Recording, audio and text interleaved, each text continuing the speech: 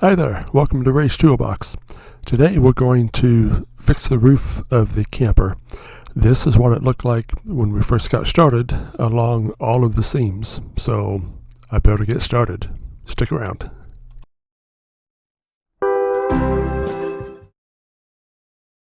This is what the roof looks like along all of the seams. The roof itself is galvanized metal. I'm not sure if that had anything to do with the way this coating acted, but it did scrape up fairly easy with just a little bit of work.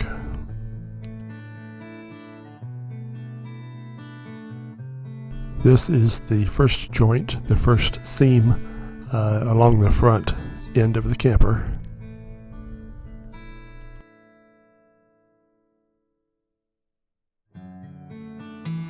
Remember, I took the vent off of the roof earlier. The wood around the opening that where the screws were all held down was rotted away, so first thing I had to do was remove all of that old stuff.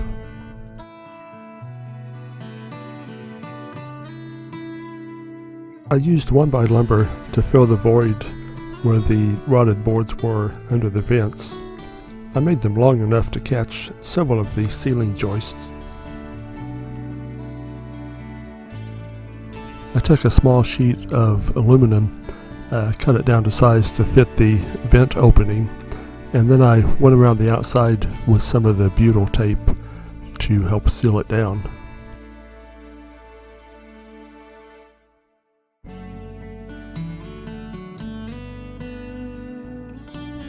I put another layer of the butyl tape around the outside of the vent to make sure that I had all the screw holes covered.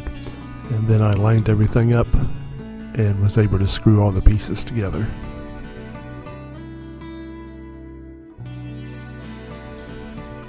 I took a wire brush and cleaned up the top edge where the gutter was. Before I fastened the gutter back on, I did take some alcohol and cleaned everything up.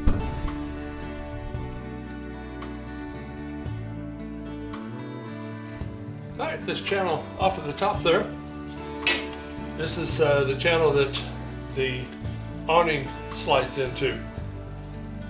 It also acts as a rain gutter to keep the rain from the roof from coming over this way. And the way it's designed, it also covers up the seal, or the seam I should say, where the roof comes over, laps over to the siding. So to help waterproof that, we have some, it's called butyl, I believe is how you say it, tape, and it's a very sticky, gooey, as you can see, product, but it does a wonderful job to make a nice waterproof seal. So the bad part is in shipping, I assume.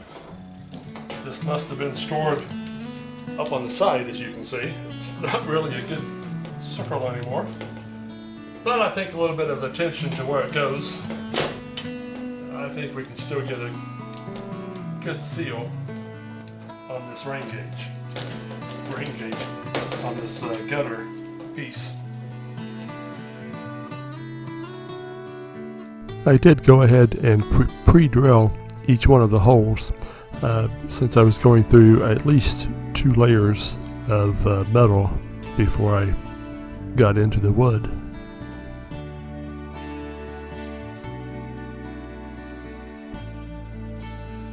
The rubberized coating did a really good job of sealing the gutter here, or the channel for the awning. So I shouldn't have to worry too much about water collecting and going down inside of the walls. Also, those 2 long boards that we put underneath to fasten this new cap down where the vent is, done a real good job of keeping the roof in a roof shape. Before we put those in there, this was caved down and it collected a lot of water standing water on the roof here. So that's taking care of that part.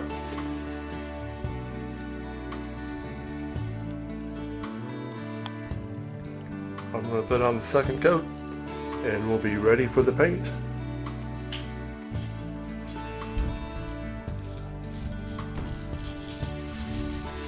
So as you can probably tell, this is the second coat of the rubber sealant we're putting on here for the rubber roof.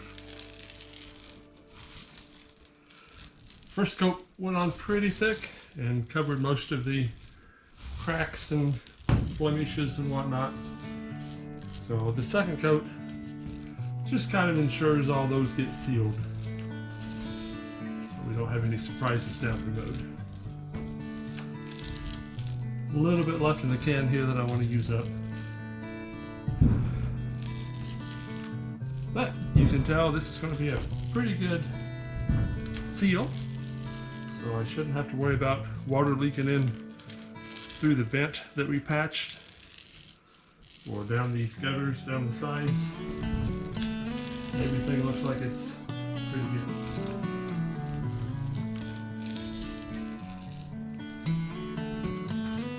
So this should take care of the roof. So once this dries, the next step is going to be actually get to paint the sides now.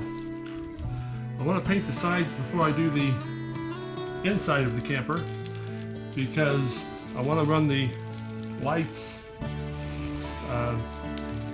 the stop lights, tail lights and stuff like that. I want to run the wiring on the inside, so I could have done that any time. What I don't want to do is have the lights on it and then it's time to paint the outside and then I have to tape up the lights. I don't think that would look as nice as if I just go ahead and paint the outside first. So that's my reasoning, my school of thought on the sequence of events here. Thank you for watching. I hope you've enjoyed the video so far. If you have any suggestions or something you might like to see as far as how we do the inside, let me know. Put it in the comments below and you never know what we might find out. Alright, I'm going to leave this alone. Thanks for watching.